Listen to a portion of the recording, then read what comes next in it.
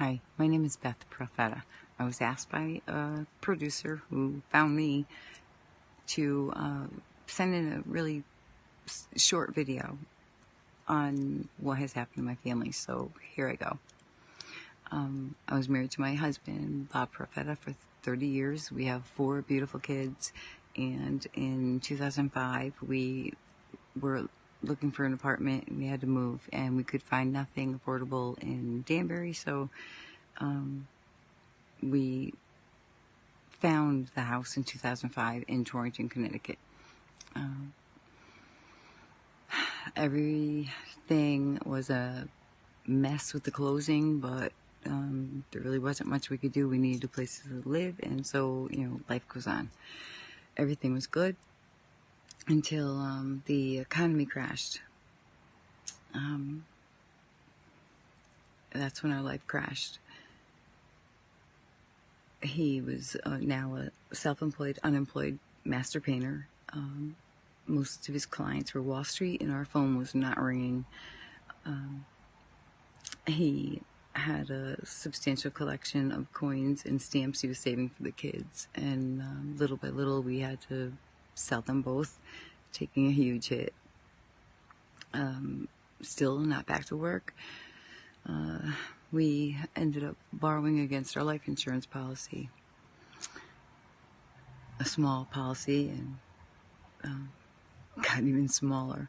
And then we even cashed in our gold and our jewelry, just to make ends meet and pay our bills and eat. And everything was good. When he got back to work, we thought everything was going to be good.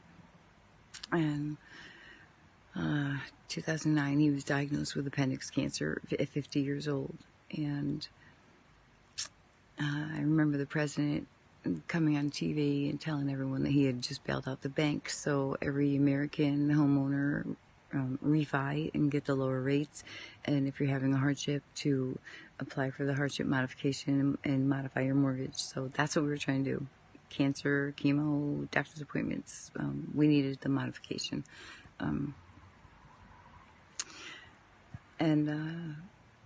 Wells Fargo seemed to be doing everything they could to screw everything up. On the 29th day of the month or whatever, they would tell me they needed a different fax didn't go through, or they needed a different piece of paper, and some of them didn't even exist.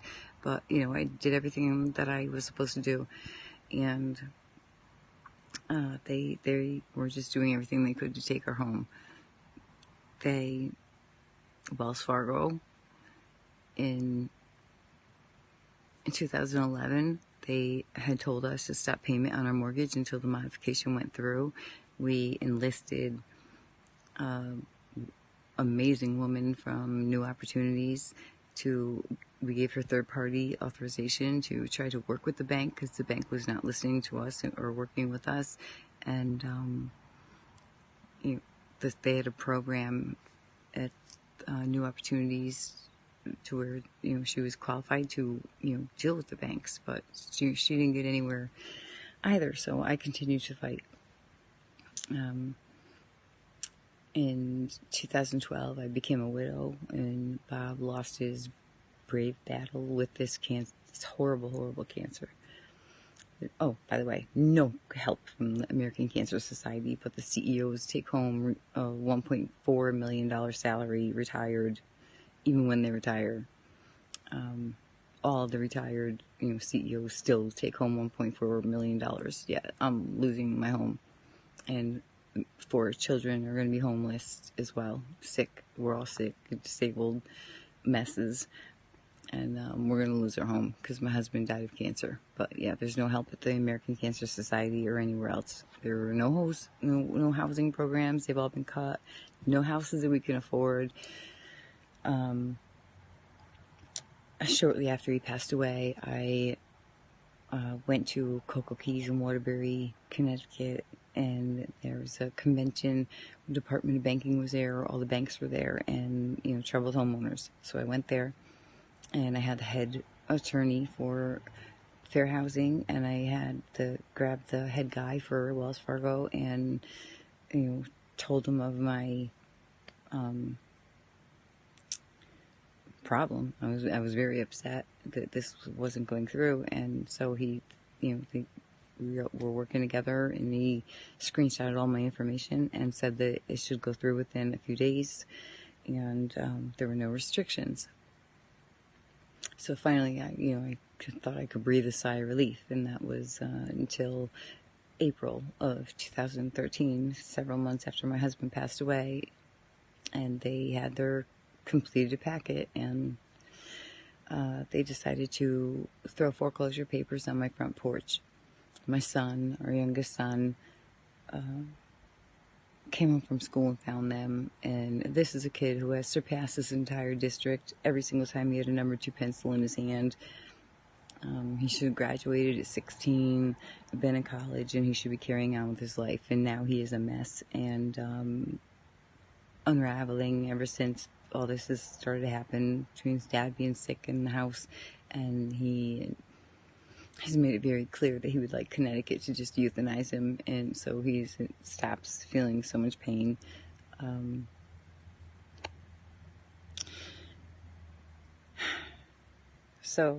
Okay, 2012, I still don't have the modification. 2013, here's foreclosure papers thrown on the front porch. I believe that is a clear violation of the Consumer Financial Protection Bureau. I believe it's called dual tracking. I reached out to everyone from local government to the White House to so many attorneys, and what they're doing is dual tracking. You can't, well, they were allowed to, but they're not supposed to. I'm waiting for the modification, and they began foreclosure action. So I went, fighting away, staying up all night, researching motions to file, because I couldn't really afford an attorney. And first day, pretty much, in the court, they wasted every single session we had with the mediator, and then finally they came back with saying that there was a restriction in the loan and it could not be modified, and that the lender or one of the investors, someone they're protecting, refused to lower our interest rate, so they would rather make a disabled widow and her 4 chronically ill children homeless than modify us. So that's what I was fighting. I was bouncing around trying to find an attorney to attorney. I found a woman in White Plains, Linda Torelli. She had uncovered, I believe, at least 100-page manual of how Wells Fargo was training their employees to screw everything up for customers and take their homes and take their properties. And she won't help me.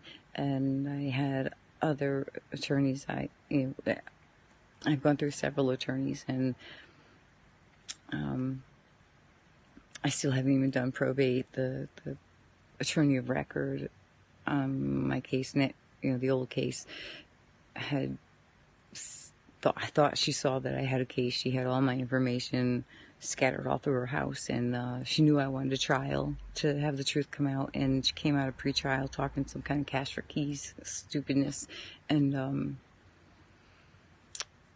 said that she would do probate, and never did the probate yet. Yet there's checks that I can't access because they're to the estate of Robert Profeta, and I never did a estate or a probate because I've been too wrapped up in trying to not be homeless.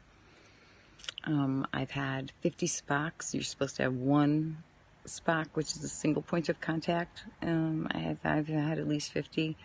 I have 15 completed hardship packets that they accepted from me, knowing full well that there was this restriction that I never knew of. So I started to really dig into my own loan and research it, and there were TILA violations. The Wells Fargo vice president, it was like a 19-year-old who looks like was taking selfies in a tube top in a club. and I believe she's like a cell phone salesperson or something, but not in my paperwork. In my paperwork, she is the vice president of Wells Fargo. And I brought all this to the attention of my attorney and the court, and the court just doesn't care. These attorneys are walking into our courts every Monday, committing perjury, telling lies, whatever you want to call it, and submitting all kinds of false documents, redacted documents, fabricated documents, and our court is allowing it.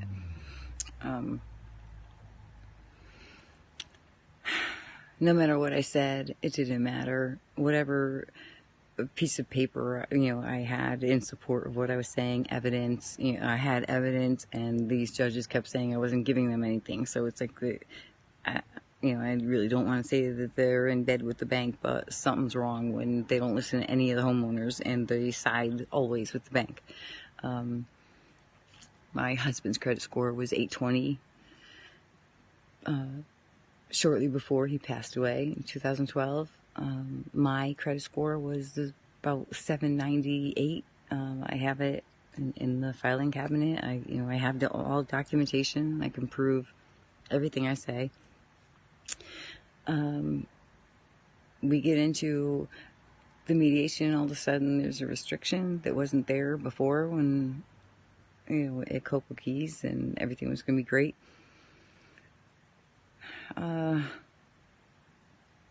Just like nothing made sense.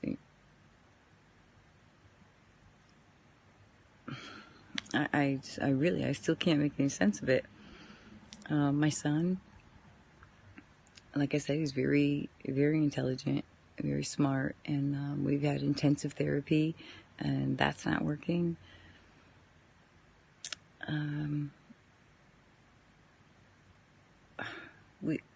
My daughters and I were humiliated in 2017 with a new case. We're being brought before the housing court and being evicted from our own home.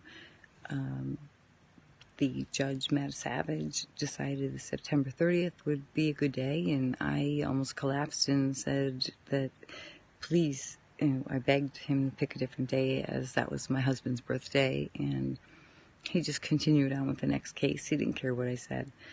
So we didn't tell my son, because that's like cruel. That's torture and evil for what this judge did. So I was in the appellate court. I was appealing the original judge, Danaher. I was trying to appeal his decision of strict foreclosure. He knew me, I knew him. We have a huge conflict of interest. He was a commissioner of state police. My mom, Mary Battaraco, has been missing and murdered for 33 years. The prime suspect is her very abusive husband, Dominic Battaraco, who did just serve less than 3 years in jail for bribing a judge $100,000 to ruin our secret grand jury. The secret grand jury was compromised, and yet still Kevin Kane's office will not prosecute it, and so there's a problem somewhere there. So I was trying to appeal that, and then I was trying to appeal the housing court decision, because we didn't even belong in housing court. I could have been paying my mortgage all along. That would be the first check cut, and they just chose to destroy a family. Okay, so I didn't tell my son the day. We didn't tell my son, my daughters and I. He goes on our Facebook and he finds out, and he comes to me and he says, "Mom, don't worry." He goes, "I'm not going to be alive to see it happen. I'm not going to watch us lose Dad's house." So now my kids are suicidal, and we're falling apart. We have no family. We have nowhere to go. There's no plan B. There's no housing help.